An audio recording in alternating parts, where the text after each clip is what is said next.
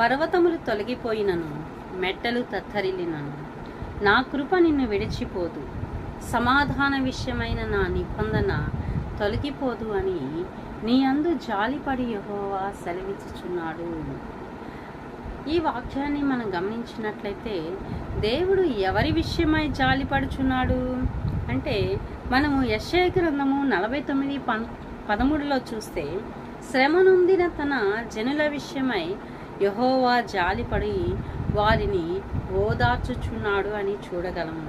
అయితే మనం చదివిన భాగాన్ని ఒకసారి గమనించినట్లయితే, దేవుడు పర్వతాలు తొలగిపోయినా, మెట్టలు తత్తరిల్లినా మన విషయమై సమాధాన సంబంధమైన ఒక నిబంధన చేయుచున్నాడు.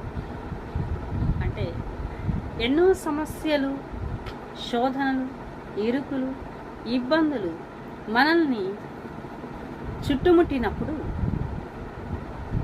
దేవుడు వాటన్నిటిలో నుండి కూడా మనల్ని విడిపించగలిగిన సమర్థుడైన దేవుడు.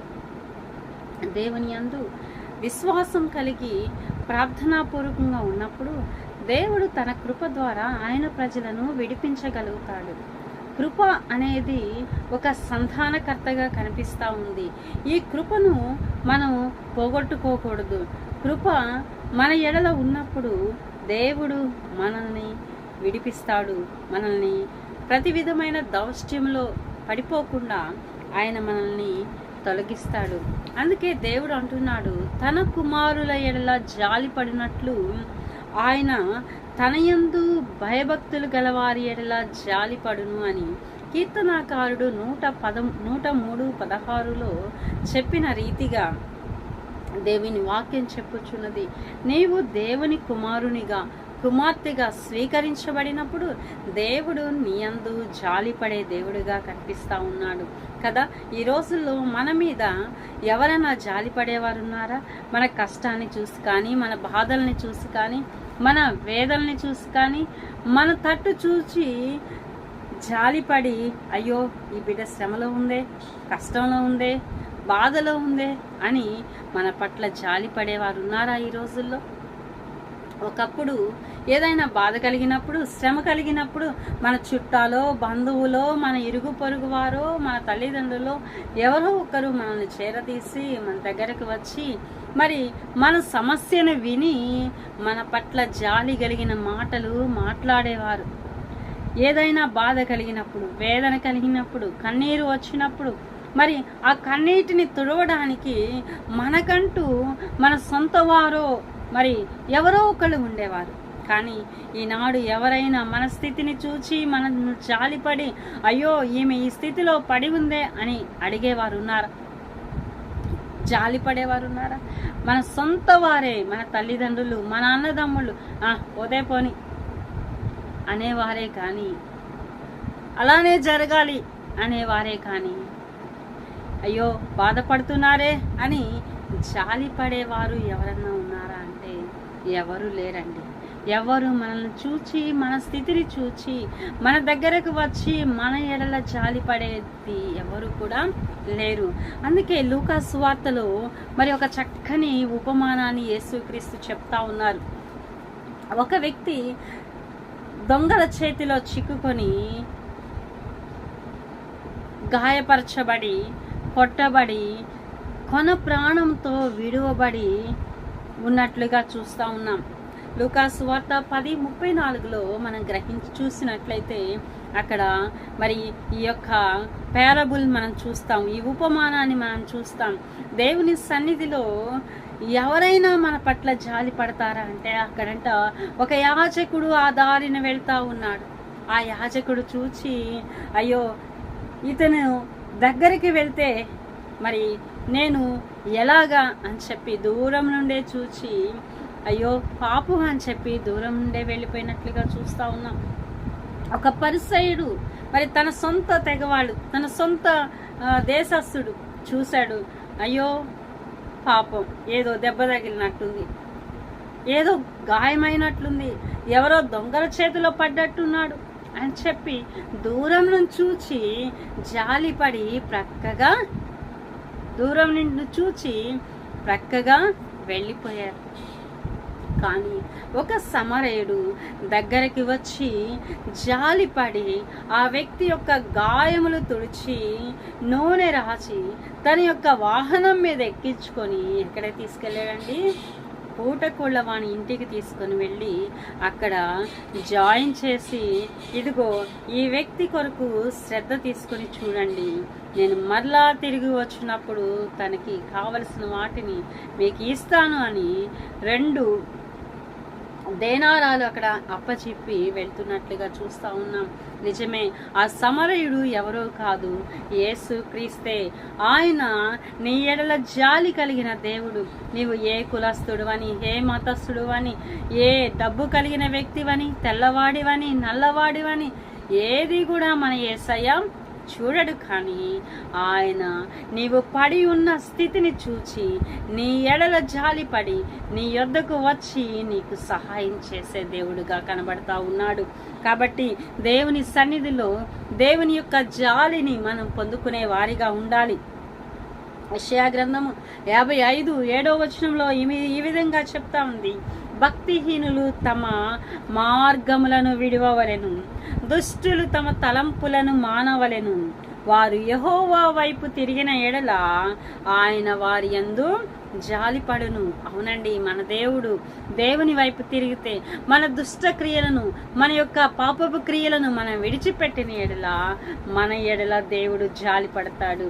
1 తన కుమారుల ఎడల దేవుడు జాలి పడతాడు.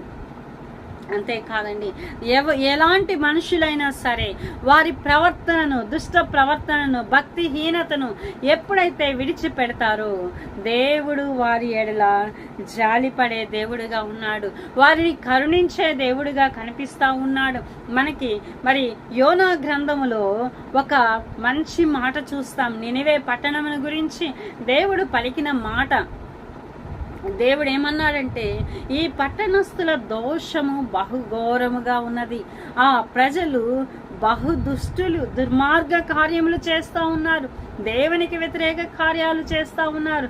కాబట్టి నేను నినివే పట్టణాన్ని 40 దినాలలోగా నాశనం చేస్తానని ఆయన ప్రకటించడం జరిగింది. తన ప్రవక్త అయిన యోనాను అక్కడికి పంపించినప్పుడు ఆ ప్రజలందరూ కూడా దేవుని మాట విని ఏం చేశారో తెలుసా?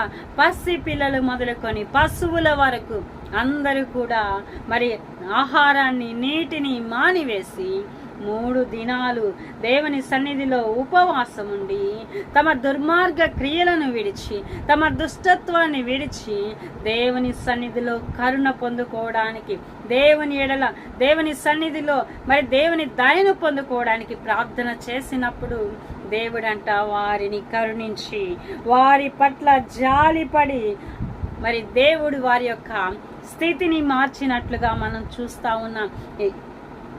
యోనా గ్రంథము 4:2 మనం చూసినట్లయితే ఆయన మరి కరుణా వాత్సల్యత కలిగిన దేవుడు, కృపా సత్య సంపూర్ణుడు, జాలి కలిగిన దేవుడు, దయ కలిగిన దేవుడు. ఆయన నీ పట్ల కూడా దయ చూపించు దేవుడిగా కనిపిస్తా ఉన్నాడు. మరి నీవు నీ దుర్మార్గ క్రియలను, నీ దుష్ట క్రియలను, నీ భక్తిహీన క్రియలను విడిచిపెట్టిన ఎడల ఆయన నీ ఎడల జాలి పడతాడు, నీ స్థితిని మార్చగలుగుతాడు దేవుడు. కాబట్టి మనం చూసినట్లు ఈ యొక్క దుష్ట క్రియలను, దుష్ట తలంపులను, భక్తిహీన క్రియలను మాని దేవుని సన్నిధిలో మరి ఉన్నప్పుడు దేవుని కృప మనల్ని విడిచిపోదు. మీకు ఆ గ్రంథము 7:12 ఒక వాక్యం చెప్పబడతా ఉంది, మన యందు ఆయన జాలి పడతాడు. ఎప్పుడంటే మన దోషములను, మన పాపములను మనం ఒప్పుకొనినప్పుడు ఆ దోషములు, పాపములు మరల ఎన్నడూ కనబడకుండా ఆయన సముద్ర అగాధములోకి పారవేస్తాడు.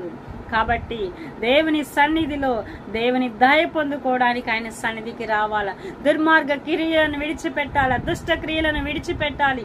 దేవుని సన్నిధిలో ఈ దేవుని యొక్క మాటను జాగ్రత్తగా విని ఆ వాక్యానుసారంగా నీవు జీవించినట్లయితే మరి దేవుడిని ఎడల జాలి పడతా ఉన్నాడు.